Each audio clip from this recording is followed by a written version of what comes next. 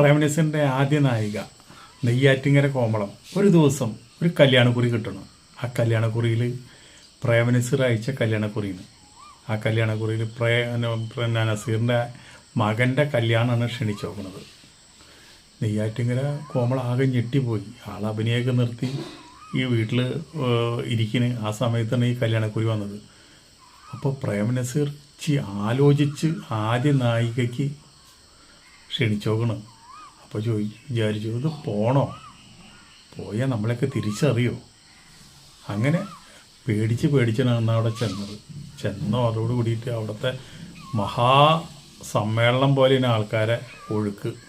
പ്രമുഖന്മാരുടെ തിക്കും തിരക്കും ബഹളം. അതിൽ നിന്ന് ഒതുങ്ങി നെയ്യാറ്റിങ്കര കോമളം നിൽക്കണം. അതിൻ്റെ ഇടയിൽ കൂടെ പ്രേംനസീർ ഓടി വന്നിട്ട് പിടിച്ചിട്ട് വന്ന് എല്ലാ ആൾക്കാർക്കും പരിചയപ്പെടുത്തി കൊടുത്തു. എൻ്റെ ആദ്യ നായികയെന്ന് പറഞ്ഞിട്ട് അഭിമാനത്തോടെ.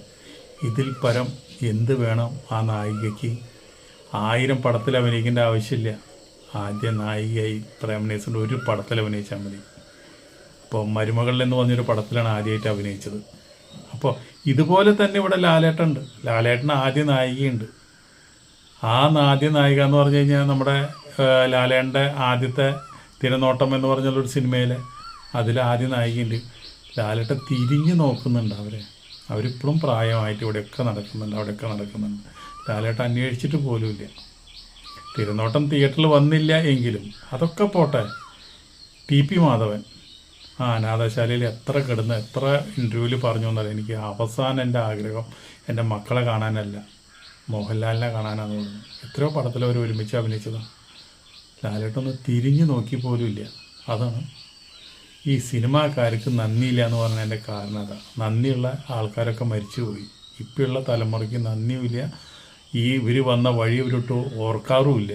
അതുപോലെ തന്നെ ലാലേട്ടൻ്റെ വലിയ പ്രൊഡ്യൂസർമാരുണ്ട്. തൃശ്ശൂരുണ്ടായിരുന്നൊരു പ്രൊഡ്യൂസർ, അദ്ദേഹം മരിച്ചുപോയി. അദ്ദേഹം ഒരുപാട് ആഗ്രഹിച്ചു ലാലേട്ടൻ്റെ ഹിറ്റ് പടങ്ങളുടെ പ്രൊഡ്യൂസറാണ്. അദ്ദേഹം ഒരുപാട് ആഗ്രഹിച്ചു ലാലേട്ടനെ ഒന്ന് കാണുന്നുള്ളത്. തിരിഞ്ഞു നോക്കിയില്ല. എത്ര പൈസയൊക്കെ എന്തൊക്കെ അയച്ചു കൊടുത്തു എന്ന് പറഞ്ഞു കേട്ടു. അപ്പോൾ ലാലേട്ടൻ്റെ ആദ്യ നായികനെ ലാലേട്ടൻ തിരിഞ്ഞു നോക്കുന്നില്ല.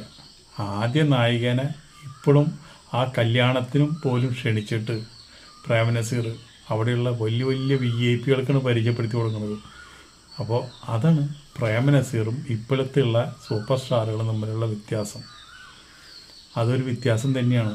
അതൊന്നും ഇനിയിപ്പോൾ പഴയൊരു സിനിമാകാലം പഴയൊരു പ്രേംനസീറൊന്നും എത്ര നൂറ്റാണ്ട് കഴിഞ്ഞാലും അത്രയും നല്ല മനസ്സുള്ള ഒരു വ്യക്തി നമ്മുടെ സിനിമാ ലോകത്ത് ഉണ്ടാവില്ല എന്നുള്ള കാര്യത്തിൽ 100% ഉറപ്പാണ്. സിനിമാ നടന്മാർക്കും സിനിമാ ലോകത്തിനും നന്ദിയില്ല എന്ന് പറയുന്നതിൻ്റെ കാരണം എന്താണെന്ന് വെച്ചിട്ടുണ്ടെങ്കിൽ അവർക്ക് കൂടെ അഭിനയിക്കുന്ന ഒരു വീഴ്ച വന്നാൽ അവർ തിരിഞ്ഞു നോക്കില്ല. അവർ പിന്നെ ഒരു പരിചയം കാണിക്കാറില്ല. അപ്പോൾ അങ്ങനെ നന്ദിയില്ലാത്ത സിനിമാക്കാരാണെന്നൊക്കെ അവർ എവിടെ നിന്ന് വന്നു, അവരെ വന്ന വഴി ഏതാണെന്നൊന്നും അവർ ചിന്തിക്കാറില്ല. അവർക്ക് മുന്നോട്ട് പോകണം, അവരെ പടങ്ങൾ ഹിറ്റാവണം എന്ന് പറഞ്ഞുകൊണ്ട് അവർ മുന്നോട്ട് പോകും. വീഴ്ച വന്ന കലാകാരന്മാരെ ഇവർ തിരിഞ്ഞു നോക്കാറില്ല. അതാണ് ഇന്നിവിടെയുള്ള നടക്കുന്ന സംഭവം. പണ്ടത്തെ കാലത്ത് അങ്ങനെയല്ലായിരുന്നു. പണ്ടൊക്കെ ഒരുപാട് സ്നേഹമുള്ള നടന്മാരും നടികളൊക്കെ ആയിരുന്നു. അവരൊക്കെ വേരറ്റ് പോയി. ഇപ്പോഴുള്ള നടന്മാർക്കൊന്നും ആത്മാർത്ഥതയില്ല, സ്നേഹമില്ല. അവർക്ക് ഒരാളോടും ആത്മാർത്ഥതയില്ല. അപ്പോൾ അങ്ങനെ ഇല്ലാത്ത നടന്മാരാണ് ഇപ്പം ഇന്നത്തെ സൂപ്പർ സ്റ്റാറുകളും മെഗാ സ്റ്റാറുകളും ഒക്കെ ആയിട്ട് വിലസുന്നത്. അവർക്ക് പണം ഉണ്ടാക്കണം. അവരൊക്കെ ഇന്ന് മരിച്ച നാളെ മണ്ണിൻ്റെ അടിയിൽ പോണ ആൾക്കാരാണെന്നൊരു ചിന്തയില്ലാത്തവരാണ്.